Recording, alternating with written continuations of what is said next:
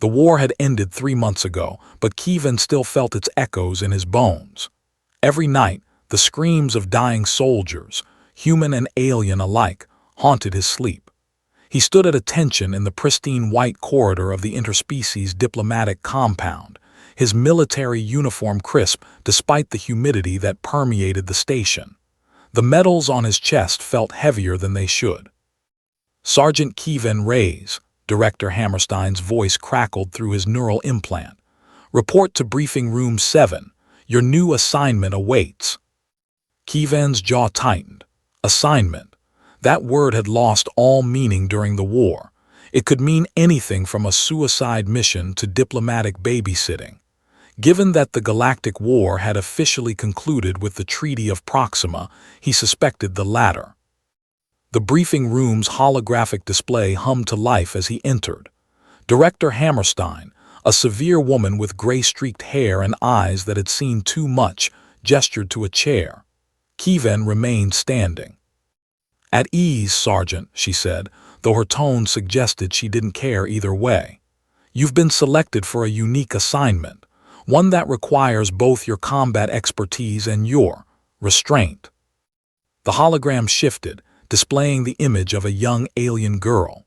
She appeared humanoid, 2 arms, 2 legs, a head with features that were almost familiar, but her skin shimmered with bioluminescent patterns that shifted like auroras across pale blue flesh. Her eyes were larger than human eyes, golden with vertical pupils. She looked no older than 16 by human standards. "This is Elsa of House Meridian, 3rd daughter of the Zethari Empress," Hammerstein continued. "She is, for all intents and purposes, a prisoner of war, a very valuable one." Kevin's eyes narrowed. "The Zethari were our primary enemies during the last 2 years of the conflict." "Indeed, which is why her safety is paramount to maintaining the fragile peace we've achieved." Hammerstein's fingers danced across her datapad. "There have been 3 assassination attempts in the past month. 2 by human extremist groups who want the war to continue. 1 by a Zethari faction that considers her family's surrender treasonous." "You want me to guard her?" "I want you to keep her alive, Sergeant, by any means necessary." Hammerstein's eyes locked onto his. "You were chosen because your psychological profile suggests you can separate the individual from the species. You lost comrades to Zethari plasma weapons, yet you also saved Zethari civilians during the siege of Kepler Station. You see people, not just enemies." Kevin said nothing. The memory of that siege was a wound that wouldn't heal. Human and Zethari children huddled together in a shelter, while orbital bombardment turned the sky to fire. "She's in detention wing Delta," Hammerstein said. "Start immediately." The detention wing was a misnomer. Elsa's quarters were spacious, filled with artistic representations of Zethari culture, crystalline sculptures that hummed with subsonic frequencies, walls that shifted color with the time of day, a gravitational field adjusted to match her homeworld.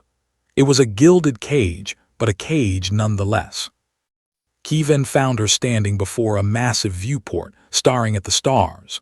The patterns on her skin pulsed in slow, melancholic rhythms. She didn't turn when the door hissed open. "Another guard," she said in perfect standard English, though her accent carried melodic undertones that human vocal cords couldn't replicate. "They change you frequently, afraid I'll corrupt you with my alien wickedness." "I'm Sergeant Kevin Reyes. I'll be your primary security detail." Now she turned, and Kevin forced himself to meet her eyes. Up close, she was even more alien. The bioluminescent patterns weren't just on her skin but seemed to flow beneath it, like rivers of light through her veins. "Primary," she repeated, testing the word. "That means permanent, doesn't it? They think if we spend enough time together, I'll stop being the enemy's daughter and become a person to you. Or perhaps they hope you'll kill me and solve their diplomatic problem." Her bitterness was palpable. Kevin understood it intimately. "My job is to keep you alive," he said simply. "How noble." She turned back to the viewport. Tell me, Sergeant Kevin Reyes, how many of my people did you kill during the war? The question was a knife, precise and cruel. Kevin could have deflected, could have remained professional. Instead, he answered truthfully. I stopped counting at 73. The patterns on her skin flared bright, then dimmed. And now you protect one. The irony must sting. Every death stings, Kevin said. Theirs and ours. For the first time, Elsa looked at him with something other than contempt. Curiosity, perhaps, or recognition of shared trauma. The days fell into routine. Kevin accompanied Elsa everywhere, to her daily meetings with the Interspecies Council, to the medical bay where Zethari physicians monitored her health, to the gardens where Earth plants grew alongside alien flora. He learned that she was brilliant, with a mind for quantum mechanics that put human scientists to shame. She was also profoundly lonely. On my world, we live in family clusters, she explained one evening as they walked through the garden. Her fingers brushed a Terran rose and the bioluminescent patterns on her hand shifted to match its red hue. Dozens of relatives in constant contact. Here I am, solitary. It's a uniquely human form of torture, I think. This isolation. Some humans prefer isolation, Kevin offered. You, she glanced at him, those golden eyes unreadable. Sometimes, after the war, being around people feels complicated. Because they don't understand what you've seen. Yes. They walked in silence for a while. The garden's artificial sunset painted the sky in shades of orange and purple. Elsa's skin responded, creating a symphony of colors across her arms and face. I had 2 sisters, she said quietly, elder siblings. They died in the Battle of Rigel, your fleet's kinetic bombardment. She wasn't accusing, merely stating fact. My mother surrendered shortly after. She couldn't bear to lose another daughter. Kevin remembered Rigel. The tactical reports had called it a decisive victory. They hadn't mentioned the Zethari royal casualties. I'm sorry, he said and meant it. Elsa stopped walking. You weren't there, you have nothing to apologize for. Neither were you, neither was anyone in this compound, but we all carry the war anyway. Her patterns pulsed rapidly, an expression he'd learned meant deep emotion. You're strange for a human, Kevin Reyes. Most of your kind see me as a trophy or a threat. You see me as, what exactly? Someone trying to survive something neither of us chose. The attack came during the 3rd week. Kevin's combat instincts, honed by years of warfare, screamed a warning milliseconds before the window exploded. He tackled Elsa to the ground as plasma fire scorched the air where she'd been standing. His neural implant was already calling for backup, his sidearm drawn and firing at the armored figures repelling through the shattered viewport.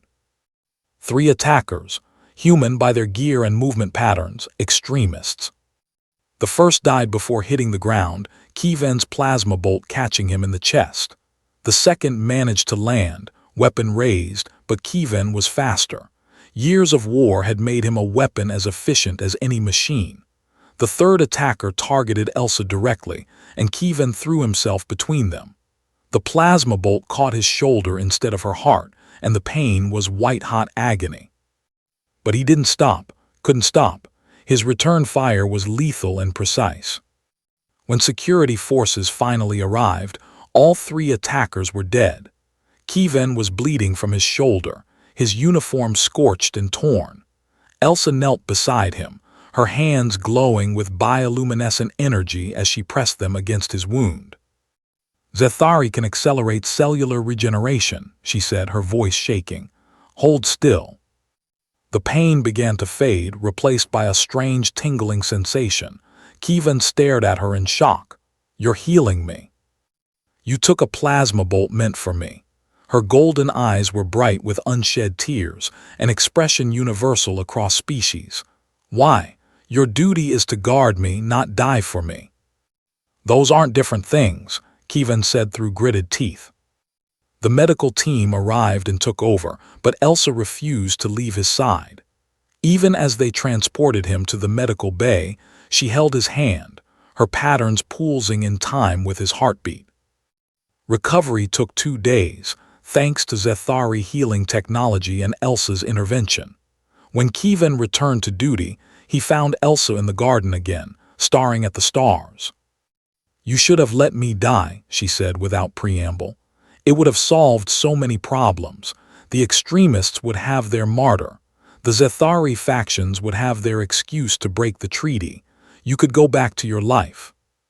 "That's not my life anymore," Kevin said, joining her at the viewport. "Then what is?" He considered the question.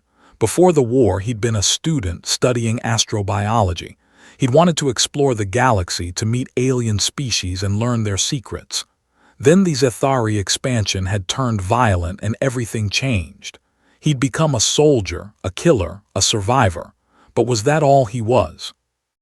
"I don't know," he admitted. "I'm trying to figure that out." Elsa's hand found his. A gesture she'd learned was a human sign of comfort. Her skin was cool, and the bioluminescent patterns at her wrist created dancing lights in the dim garden. "Before I was a prisoner," she said, "I was a scientist. I studied stellar formation, the birth of stars. I wanted to understand how light emerges from darkness." She laughed, a sound like wind chimes. "Now I am the darkness, it seems, the remnant of a war that should never have happened." "You're not darkness," Kevin said firmly. "You're someone caught in the same nightmare I am, someone trying to find light again." They stood together in silence, human and Zethari, guard and prisoner, 2 survivors of a war that had nearly destroyed both their species. Above them, through the viewport, stars wheeled in their ancient dance, indifferent to the conflicts of lesser beings, eternal and unchanging. "When this is over," Elsa said quietly, "when the treaty is solidified and I'm allowed to return home, I'll remember you, Kevin Reyes, the human who saw me as more than his enemy's daughter."